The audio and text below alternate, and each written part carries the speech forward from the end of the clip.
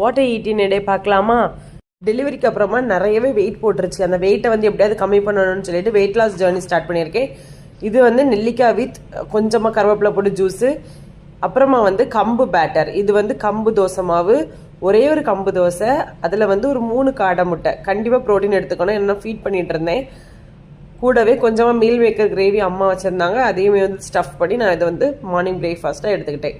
அப்புறமா ஆஃப்டர்நூன் லஞ்சுக்கு கொஞ்சமாக வரகு ரைஸ், ஒரு 2 ஸ்பூன் தான்.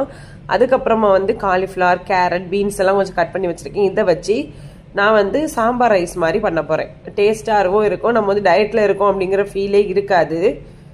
இப்படி தான் வந்துச்சு. இதில் வந்து ரொம்ப கம்மியாக இருக்கும் ரைஸு. மெயினாக வந்து வெஜ்ஜீஸ் தான் அதிகமாக இருக்கும். சரியா? இதில் நான் ப்ரோட்டீனுக்கு பன்னீர் போட்டிருக்கேன், நீங்கள் சிக்கனும் போட்டுக்கலாம். டின்னர் ஆட்டு ஓட்ஸ் பேன் கேக் தான் எடுத்துக்கிட்டேன்.